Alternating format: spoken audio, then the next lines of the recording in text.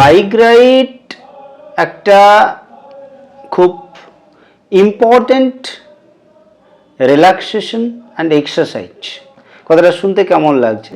তো আজকের এই ভিডিওতে আমি বাইক রাইডের 5টা ইম্পর্ট্যান্ট বেনিফিটস আলোচনা করব।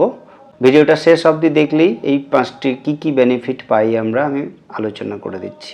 আমরা তো অনেকেই বাইক রাইড করি, কেউ কাজের প্রয়োজনে, কেউ আবার হয়তো এমনি শখে বিভিন্ন জায়গায় আমরা ট্রিপ করতে যাই। তো যারা অ্যাভারেজ 50, 60, 70 বা 100 কিলোমিটার্সের কাছাকাছি রাইড করে, বা যারা আরও বেশি রাইড করে, ধরো কখনো তারা এক এক দিনে 300-400 কিলোমিটারও রাইড করছে। তো আজকের এই ভিডিওতে আমি বাইক রাইডের 5টা ইম্পর্ট্যান্ট বেনিফিটস আলোচনা করব। সঙ্গে আমি এটাও বলবো যে ডিমেরিটস কি থাকতে পারে। সব তো আর মেরিট হয় না, কিছু ডিমেরিটস তো থাকবে, সব কিছুরই থাকে। তো বাইক রাইডের প্রথম যে বেনিফিটটা আমরা পাই সেটা হচ্ছে যারা লং ড্রাইভ করি বা এমনি শর্ট ড্রাইভের ক্ষেত্রেও যদি সিটির মধ্যে চালানো হয়, 20-30 কিলোমিটার একটা ডিস্টেন্স যাচ্ছ হাইওয়ের উপরে বা কট রুট ধরে, যেটাই করো, আমাদের যেটা সবচেয়ে ইম্পর্টেন্ট নম্বর 1 যেটা লাগে সেটা হচ্ছে alertness of body and mind. That means আমাদের বডি আর যখন আমরা বাইকে উঠি তখন আমরা বাইক আর রাইডার মিলে একটা ইউনিট হয়ে যায়। তো দুই চাকার একটা বড় সমস্যা হচ্ছে যে ওখানে আমাদের বাফারিং টাইম বা ওই টাইমটা আমরা পাই না যে কিছু একটা হয়ে গেলে সেখান থেকে আমরা কিছু নিজেকে এসকেপ করব। তো এই টাইমটা প্রায় নেই বললেই চলে। স্বাভাবিক কারণে অ্যালার্ট সবসময় থাকতে হবে। বাইকে ওঠার সঙ্গে সঙ্গে তোমাকে প্রচণ্ড পরিমাণ তোমার পুরো মাইন্ড কনসেন্ট্রেশন একদম টোটাল রাস্তার উপরে ফোকাস থাকবে, সাইডে কি আসছে না আসছে প্রত্যেকটা মুহূর্তে। তো এই অ্যালার্টনেসটা শুধু মাইন্ড হলে হবে না, বডিকেও অ্যালার্ট থাকতে হবে। দ্যাট মিনস বডি যেন রিল্যাক্স থাকে, এনার্জেটিক থাকে। টায়ার্ডনেস, ঘুম পাচ্ছে এরকম অবস্থায় বাইক চালানো একদম উচিত নয়। এবারে তার মানে কি হচ্ছে, বাইক রাইড করতে গেলে আমাদের মধ্যে একটা অটোমেটিক যে জিনিসটা চাইছে সেটা হচ্ছে অ্যালার্ট বডি, অ্যালার্ট মাইন্ড। এটা তখনই সম্ভব যদি বডি ফিট থাকে, মাইন্ড ফিট থাকে। ঠিক আছে? তার মানে এটা একটা বেনিফিট যে আমি যদি রেগুলার বেসিসে বাইক চালাই তাহলে আমার মধ্যে অটোমেটিক্যালি বডি অ্যান্ড মাইন্ডের একটা অ্যালার্টনেস থাকবে। নেক্সট যেটা আছে সেটা হচ্ছে stamina and patience. That means long ride করতে গেলে, ধরো কেউ অ্যাট এ স্ট্রেজ 1 ঘন্টা রাইড করছে বা 100 কিলোমিটার 200 কিলোমিটার রাইড করছে, তো সেক্ষেত্রে স্ট্যামিনা মানে ওই যে রোডের মধ্যে নিজেকে ধরে রাখার ক্ষমতা, সারাটাক্ষণ অ্যালার্ট থাকার ক্ষমতা। আমি 5 মিনিট অ্যালার্ট থাকলাম আর 1 ঘন্টা টানা অ্যালার্ট থাকলাম, বডিকে 1 ঘন্টা টানা অ্যালার্ট করে রাখলাম, এটাকে বলা হচ্ছে স্ট্যামিনা। স্ট্যামিনা মানে হচ্ছে ডিউরেশন অফ কিপিং সামথিং, একটা স্ট্রেচ, সময় ধরে একটা জিনিসকে ধরে রাখাকে বলা হচ্ছে স্ট্যামিনা। যেটা পেশেন্সের সাথে স্ট্যামিনার খুব ইম্পর্টেন্স আছে, কারণ যত তোমার মধ্যে পেশেন্স থাকবে, তোমার সঙ্গে স্ট্যামিনা থাকবে, তুমি একটা জিনিসকে ততটা নিখুঁতভাবে দীর্ঘ সময় ধরে চালিয়ে যেতে পারো। তুমি যখন 100 কিলোমিটার ড্রাইভ করছো বা 1 ঘন্টা টানা ড্রাইভ করছো, তখন হচ্ছে কি তোমার স্ট্যামিনা অ্যান্ড পেশেন্স, ধৈর্য এবং সঙ্গে এই যে মানে ধরে রাখার ক্ষমতা, সহ্য করার ক্ষমতা, এই দুটো একসঙ্গে তোমার কিন্তু কাজে লাগছে। তো এটাকে তোমাকে একটা বাইক রাইডের বেনিফিট, অর্থাৎ বাইক যারা রেগুলার বেসিসে রাইড করে বা তাদের স্ট্যামিনা অ্যান্ড পেশেন্স থাকবে। কারণ রোডের মাঝখানে জ্যাম আসবে, খারাপ রাস্তা আসবে, কেউ রং সাইডে ঢুকে আসবে, কেউ ঠিকঠাক সিগন্যাল মানবে না বা সিগন্যাল, সব কিছুকে মাথায় রাখতে হবে। বিরক্ত হওয়া যাবে না, অ্যাংরি হওয়া যাবে না, অর্থাৎ নিজের ধৈর্য নষ্ট করা যাবে না, নিজের মধ্যে রাগ নিয়ে আসা যাবে না। কুল থেকে ঠান্ডা মাথায় ধৈর্য ধরে সবটা মেনটেন করে নিজের সমস্ত সেফটি মেনটেন করে এগিয়ে যেতে হবে। তো এখানে কি হয় না, স্ট্যামিনা অ্যান্ড পেশেন্সের খুব দরকার থাকে। এবার যেটা লাগে সেটা হচ্ছে রেসপন্সিবিলিটি। একটা রাইডারকে খুব রেসপন্সিবল হতে হয়। হাইওয়েতে যখন আমরা উঠি বা এমনি যে কোনো জায়গাতে, যে কোনো সময় যে কোনো দিক থেকে কিছু না কিছু আসতে পারে, নিজেদেরকে সবসময় রেসপন্সিবল থাকতে হয় যে, বা আমার কারণে কারোর যেন ক্ষতি না হয়ে যায়। সঙ্গে সবচেয়ে বড় কথা নিজের রেসপন্সিবিলিটি। আমি যখন বাইক নিয়ে বেরিয়ে আসছি, শুধু আমি নয়, আমার উপর ডিপেন্ড করে থাকা মানুষগুলো আমার বাড়িতে, তাদের প্রতিও আমার একটা রেসপন্সিবিলিটি আছে। আমি যদি রেকলেস কিছু করি বা আমার কারণে যদি কোনো দুর্ঘটনা ঘটে বা কিছু ভুল হয়, তার পুরো ভোগটা কিন্তু সবাই করবে। তো এই রেসপন্সিবিলিটিটা মাথায় রাখতে হবে যে কোনো রকম কোনো মিস্টেকস যেন না হয়, কোনো রকম কোনো কেয়ারলেসলেস যেন না হই আমরা। তো রেসপন্সিবিলিটিটা আমাদের মধ্যে সবসময় 100% থাকতে হবে। প্রত্যেকটা ট্রাফিক রুল ফলো করতে হবে, প্রচণ্ড সতর্ক থাকতে হবে এবং নিজেকে রেসপন্সিবলি ড্রাইভ করে সেফভাবে ডেস্টিনেশনে যেতে হবে, আবার বাড়ি ফিরে আসতে হবে। তো এটা হচ্ছে একটা রেসপন্সিবল বানিয়ে দেয় একটা রাইডারকে, তার রাইডিং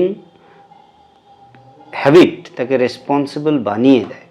ঠিক আছে, এবারে রাইডিং শুধু মেন্টাল প্র্যাকটিস নয়, রাইডিংয়ের মধ্যে একটা ফিজিক্যাল ফিটনেসের নেসেসিটি থাকে।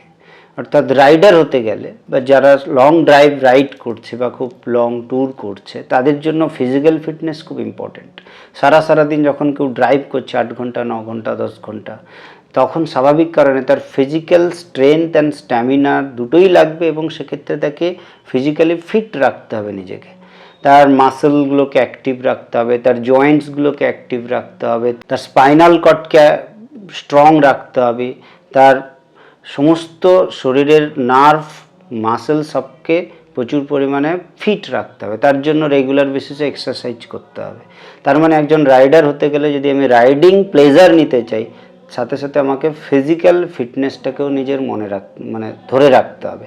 তার জন্য প্রত্যেক দিন সকালবেলা বা একটা নির্দিষ্ট সময়ে আমাদেরকে নিয়মিতভাবে কিছু এক্সারসাইজ করে রাখতে হবে। তো এটা একটা নেসেসিটি এবং এটা একটা রাইডার, রেসপন্সিবল রাইডারকে বা একটা ভালো রাইডারকে অটোমেটিক্যালি তার ফিজিক্যাল ফিটনেসের দিকে তাকে নিয়ে যাবেই। কারণ সে বুঝতে পারবে যে আমি ফিজিক্যালি ফিট না থাকলে আমি রাইড করতে পারবো না, রাইডিং প্লেজার নিতে পারবো না। তো এটা একটা বড় ব্যাপার, বেনিফিট অটোমেটিক্যালি আমাদের কাছে মধ্যে এটা চলে আসবে। এরপর যেটা থাকে সেটা হচ্ছে একটা refreshment of mind and body. এটা আমরা পাই যখন আমরা রাইড করি, মানে যখন কোনো রাইডার রাইড করে, তখন তার কাছে ওই কনসেন্ট্রেশন, ওই যে পুরো রোডটা তার কাছে হচ্ছে একটা জায়গা যেখানে সে পুরোপুরি তার শরীর মনকে একদম ওর মধ্যে 100% এনগেজ করে দেয়। বাইক, রোড আর ডেস্টিনেশনস, এই যে জিনিসটা তার মধ্যে কাজ করে একটা কম্বো। এর ফলে কি হয়, তার সমস্ত টেনশান ইত্যাদি সব কিছু তাকে দূরে সরিয়ে দিতে হয় এবং অটোমেটিক্যালি সরে যায়। কারণ তার সেই অ্যাক্টিভিটি, তার সেই যাওয়ার গতি সব কিছু মেনটেন করতে গিয়ে তার এগুলো সাইড, অর্থাৎ মাইন্ড পুরোপুরি ফ্রি রাখতে হয়, ফ্রি হয়ে যায়। তো এটা একটা অটোমেটিক প্রসেস। কেউ যদি মাইন্ড ফ্রেশ না করতে পারে সে কিন্তু রাইড করতে পারবে না। তার মানে আমরা যেটুকু সময় রাইড করি ওই সময় আমাদের সমস্ত টেনশান এটা ওটা যা থাকে, যেসব ট্রাবলস থাকে, সেগুলো আমাদের কাছ থেকে দূরে সরে যায়। অর্থাৎ সেই মোমেন্টসগুলো বা সেই ডিউরেশনসটা আমাদের কাছে একটা বিশাল বড় রিফ্রেশমেন্টের জায়গা। অর্থাৎ মাইন্ড পুরোপুরি ফ্রেশ হয়ে যায়, একদম ব্ল্যাঙ্ক হয়ে যায়। তখন শুধু রাস্তা, গাড়ি আর ওই ট্রাফিক রুলস আর ডেস্টিনেশনস আর সঙ্গে প্রাকৃতিক সৌন্দর্য আর তার আনন্দ, এটাই মাইন্ডটার বডিকে পুরোপুরি ফ্রেশ করে দেয়। অর্থাৎ যখন একটা রাইডার হেলমেটটা চাপিয়ে নিচ্ছে, বাইরে কাঁচটা নামিয়ে দিচ্ছে, বাইরের আওয়াজ অতটা আসছে না, শুধু জাস্ট নিজের বাইকের ভাইব্রেশনটা ফিল করছে আর আওয়াজটা ফিল করছে, বেরিয়ে যাচ্ছে, তখন তার কাছে সারা পৃথিবী যেন শাট অফ হয়ে যায়। সে টোটালি তার কনসেন্ট্রেশনটা চলে আসে বাইক আর রাস্তার উপরে, আর নিজের মাইন্ডটাকে সে তখন এক্সপ্লোর করতে থাকে, নিজের মাইন্ড দিয়ে এক্সপ্লোর করতে থাকে। পাশাপাশি যে ফ্লিটিং বিউটি যাকে বলে, অর্থাৎ আমরা বেরিয়ে যাচ্ছি সাইড দিয়ে যে সৌন্দর্যগুলো আমাদেরকে টাচ করে বেরিয়ে যাচ্ছে, তো এই হচ্ছে। তো এটা আমাদের একটা খুব বেনিফিট। এই জিনিসগুলো, এই যে 5টা বেনিফিট আমরা পাই, সেটা কিন্তু রাইডিংয়ের জন্যই পাই। তাই মাঝে মাঝে এভাবে রাইড করতে যাওয়া একটা বিশাল রিফ্রেশমেন্ট। রাইড শুধুমাত্র জাস্ট সময় নষ্ট নয়, এর মধ্যে অনেকগুলো ভালো ভালো জিনিস আমরা পেতে পারি। তো এ তো গেল বেনিফিটস। কিছু দুটো সাইড এফেক্টও আছে। সাইড এফেক্টটা কি না, একটা হচ্ছে ব্যাক পেন।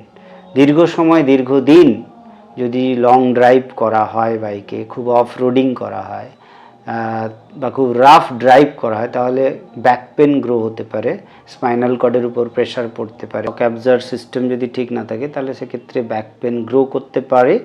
তবে যদি কেউ রেগুলার বেসিসে এক্সারসাইজ করে রাখে, স্পাইনাল কর্ডের আর কোমরের যদি কিছু এক্সারসাইজ করে, ঘাড়ের কিছু এক্সারসাইজ করে, যোগা হতে পারে, জিমন্যাস্ট টাইপের কিছু হতে পারে, বা এমনি কোনো ওয়েট লিফটিংয়ের উপরেও হতে পারে, এটা যেরকম যার কাছে সুবিধা, তাহলে স্বাভাবিক কারণে কী হবে, কিছু ফ্রি ওয়ার্ম আপও করা যেতে পারে, তাহলে এই ব্যাক পেনটা গ্রো করবে না। বেসিক্যালি করার সম্ভাবনা নেই, যদিও একটু একটু কখনো করে, সেটা এক্সারসাইজের দ্বারা বা সামান্য কিছু মেডিসিন দিয়ে ওটাকে মানে কিওর করে নেওয়া যায়। আরেকটা যেটা থাকে সেটা হচ্ছে যে একটা এক্সপেন্স থাকে, এক্সপেন্স ইন দ্যাট সেন্স যে খরচাপাতি থাকে, বাইক রাইডিংয়ে প্রচুর খরচ হয়, কারণ পেট্রোলের দাম থাকে, বিভিন্ন গিয়ার কিনতে হয়, অ্যাক্সেসরিজ কিনতে হয়। এরপর তো রিস্ক ফ্যাক্টর থেকেই যাচ্ছে, যেটা খুব বড় একটা ইম্পর্টেন্ট ব্যাপার।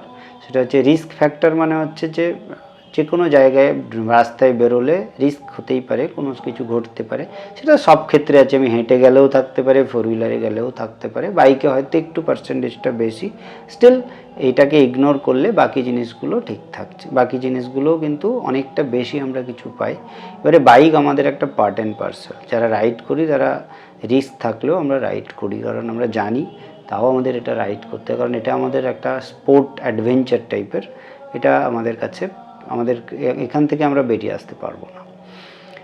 তো এই তিনটে হার্মফুল, বাইক রাইডিংয়ের তিনটে হার্মফুল সাইড এফেক্টও আছে, তো সেটাকে আমরা একটু মাথায় রাখবো। আর কিন্তু পাঁচখানা বেনিফিট আছে, সেটাকেও আমাদের মাথায় রাখতে হবে। আমরা পাঁচটা বেনিফিট আমাদের কাছে কিন্তু অনেকটা। সো বাইক রাইড হচ্ছে কেবলমাত্র একটা রাইড নয়, এটা হচ্ছে আমাদের কাছে একদিকে ফিজিক্যাল অ্যান্ড মেন্টাল ফিটনেস ধরে রাখার একটা উপায়, প্লাস নিজেকে রিফ্রেশ করার একটা বড় জায়গা। So keep on riding safely. Okay, bye bye.